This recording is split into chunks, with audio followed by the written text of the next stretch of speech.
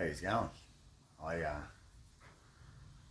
bought two 440s because what's better than one 440, but two 440s. But saw them advertised for a while. They're marine engines. One of them seized. One of them's got a gut full of seawater. They were advertised, and I think because they got all the marine gear on them, no one's interested. So saw them advertised for a while, and oh, if I catch them, I catch them. But I ended up getting them. Threw them on a trailer, just got them home. So I'll show you what I got. So yeah, 330 horse means it's basically just a 440 Magnum with low compression. Low compression because they're loaded up to buggery and getting hot and whatever for long periods of time. Low compression means they're not going to detonate, not going to tear themselves to pieces. So this is what we got. Because on the water they're non-emission controlled. That's 68 or 70 carburetor, or it might be a pre-70 square bore 4-barrel. So you can see made in USA, but it's the older AFB Carter, which is what, you know, like a 68 Dodge Charger would have come with. Because these are 1977 motors. I've checked them both out. Because they're non-emission controlled, it's got the pre-emissions stuff on it, so it's pretty cool. But anyway, let's get it off the trailer, get them cleaned up, get this marine gear pulled off it.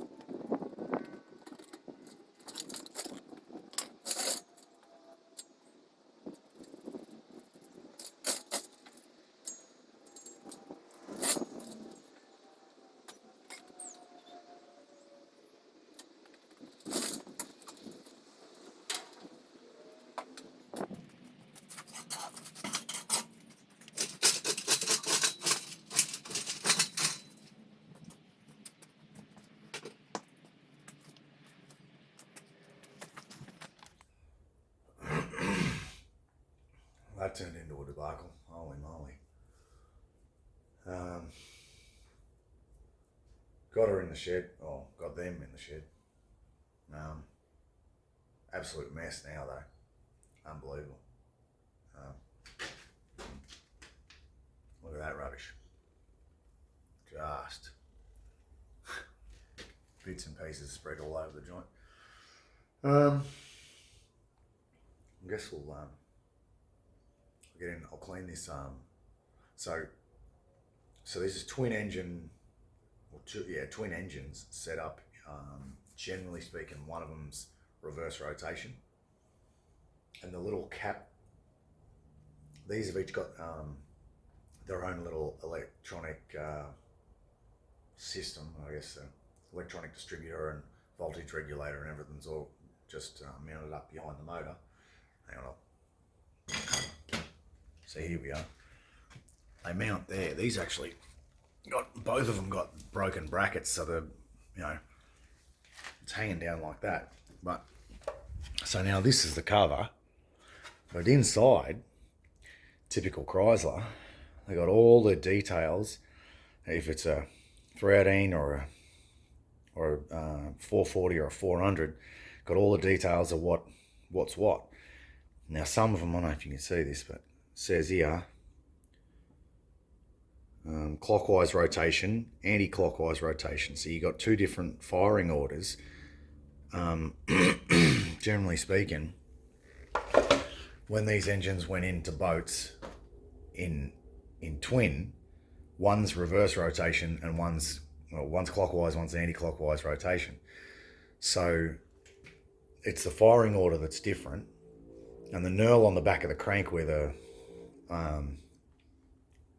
remain seal surface is, the knurl's opposite because it's pulling the oil into the engine. The knurl is designed to pull the oil into the engine rather than spit it out. So the crankshaft knurl, the knurl on the crankshaft remain surface is different from motor to motor. The firing order is different. So this is the good motor, and it just happens to be the clockwise rotation ordinary motor. So it can go into a car, no worries, which is very fortunate for me because it's in good condition, or it's had less water down its neck than the other one. But now this thing is the reverse rotation motor, and it also happens to be seized locked up. It's an interesting little thing. So this is the seized motor. Pulled the cover off. Looks better. Still rusty, and push rods are not as rusty as the good motor. Gave these valves a bit of a tap with the rubber mallet. Just tap on there on the top of the rocker to see if the valves are stuck. A lot of the valve stems are rusted shut. But this came pouring out.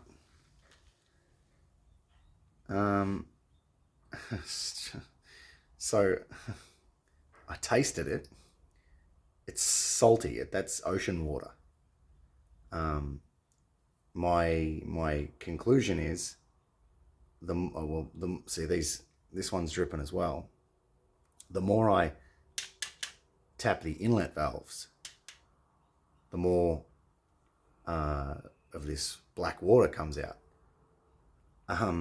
There must be ocean water resting in the inlet manifold, because as I'm tapping the inlet valve, opening it a little bit, ocean water gushes out of that spark plug hole. So this, as it sits, the inlet ports are full of ocean water.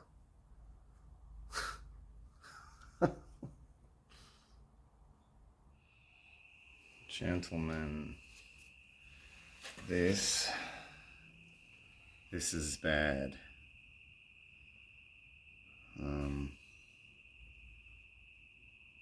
Yeah, I think we can all agree that that's bad. That has a green tinge to the water, so that might actually be coolant, but we're yet to find out. So these ports are also very full of rubbishy looking stuff.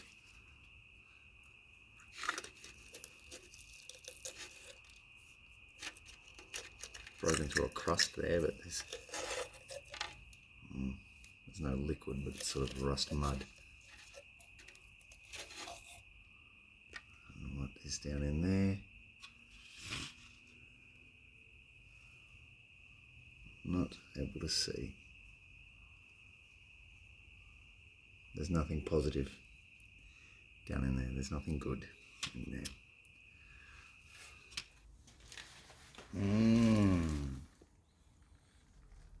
Yummy.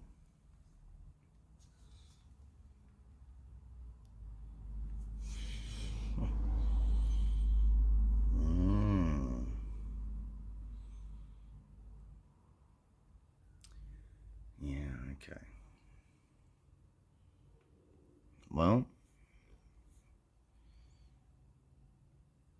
I don't know what to say.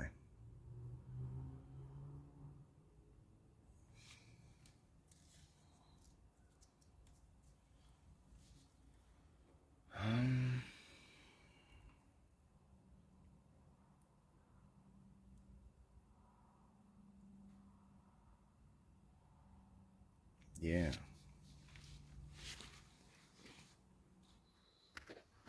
So got the seized motor up on the stand. Still seized, unfortunately. Didn't magically unseize itself. But I'll whip into this one. It was tucked in the corner there, but I dragged it out. Dropped the oil out of it. Oil smells real badly fuely. And might pull the manifold off. I'm not quite satisfied that it's clean. And then maybe pull the valley pan and have a look in the valley and see if it's, see what's going on in there. But then we've got a set of headers, cheap headers. I should be able to run it, roll the headers, bolt the headers on so that they're on backwards, obviously, and then open the roller door. At least maybe fill the coolant system with coolant and just loop the bottom hose around to the top. Fill the bowls with fill the bowls with fuel, and give her a quick run. Sort of where my head's at the moment. So absolutely gutted. I whipped the intake manifold off because I thought it might have been full of rust and dirt, and found that these two cylinders, the valves are open, and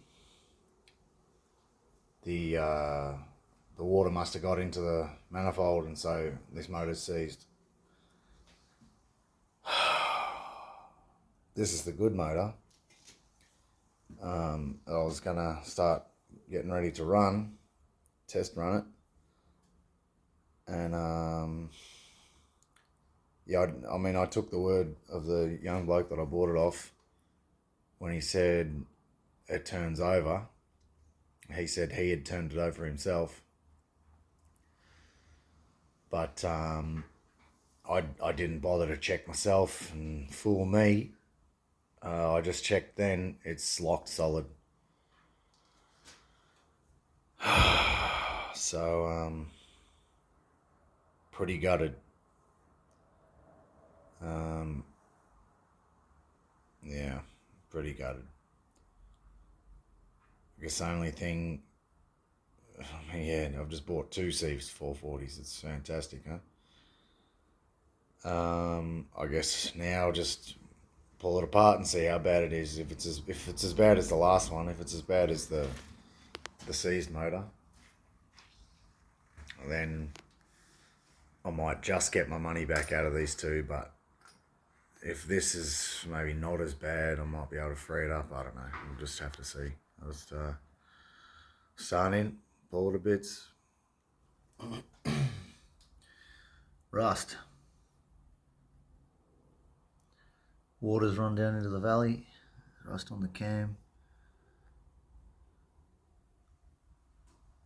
Oh, keep digging. There's water there. Just water just laying in the valley. As you can see. There's a puddle shining at you. And this is the thing. That cylinder, I pulled the spark plug. It's fine. There's no rust and there's no rubbish in the cylinder. So I'm guessing that valve was sealed and kept the water there. But this one, the valve's open. Same as this one. Oh no, valve might be closed. Whatever. Anyway. Yeah, that one. Goose is cooked. She's full of water. I mean, have a look at it. See how rusty that port is. Anyway, get the head off. Alright, well, we got good cylinders. That one's got water in it just from the coolant. We do have good cylinders, so that's real nice, but we don't have a good cylinder here. I don't know what this is. Hang on. Man, the head gasket took some getting off. Never ever. This is a gelatinous mush. I've never seen anything like this. It smells like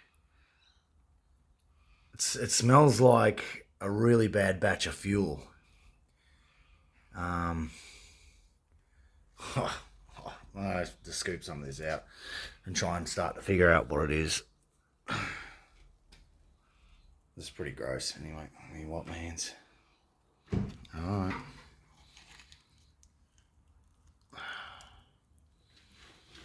I'm just gonna, for investigation's sake. Sorry, I'm not filming real good.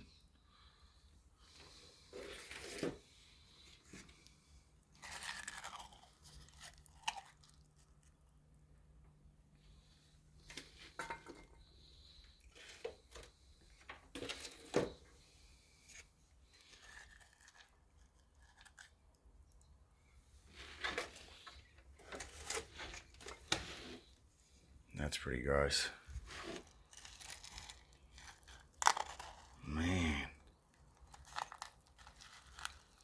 So, looks like we got pockets of some kind of petroleum-based yuck.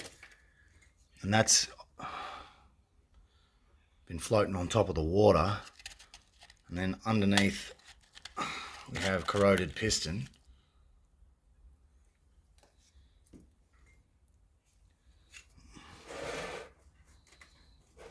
Man, that's really gross. Just to think this is the good motor.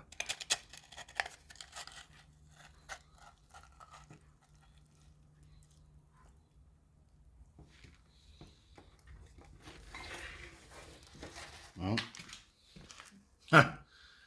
surprised the hell out of me. That ain't even rusty all the way around. Surprised the hell out of me. Alright, I'll get this other head off and see how we go.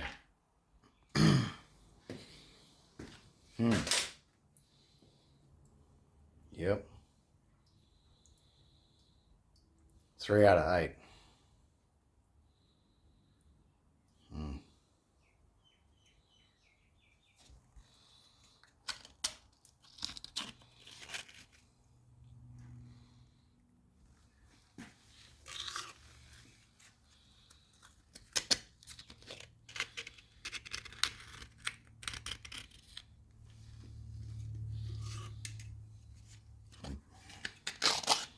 That's just water. I don't know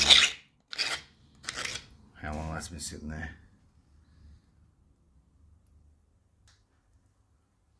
Alright, because you know, I just broke the head gaskets loose and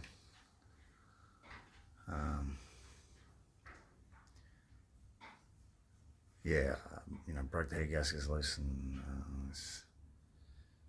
real coolant leaked in there. But,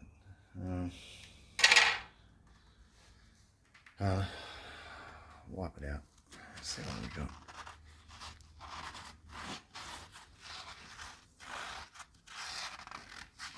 Sorry about the camera work, fellas.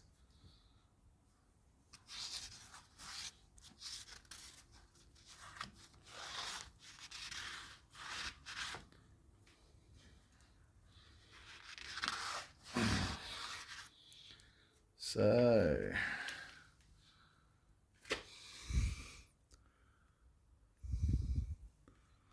that doesn't look that bad.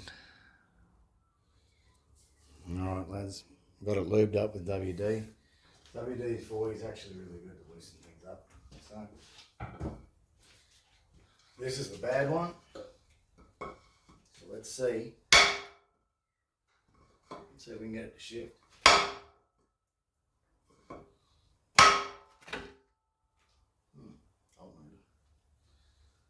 I don't look like it's moving anywhere just yet.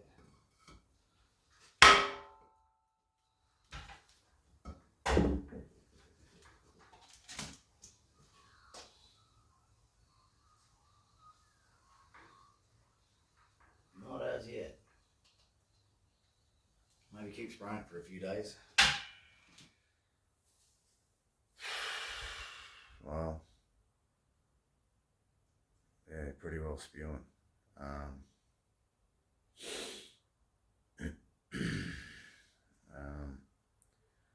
mean, I'm yeah, pretty gutted. Don't know. All I can do is just keep spraying it with WD, penetrine or penetrol or whatever I can get, and keep tapping it with the wood and the hammer. The two rusty ones on the other side of the motor, they don't seem as bad. Tap them with a timber and a hammer, and you can see the piston rocking. So I'd guess they're not really stuck in the bores as hard as that other one. So I guess I'll just keep working that other one.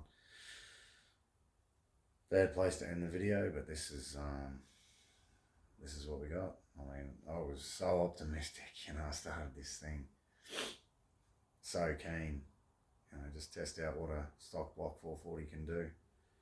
That was the plan anyway, good, reliable running stock block 440, and just add a few go fast parts and see what you can do for cheap, and that was the plan, but that plan didn't work out.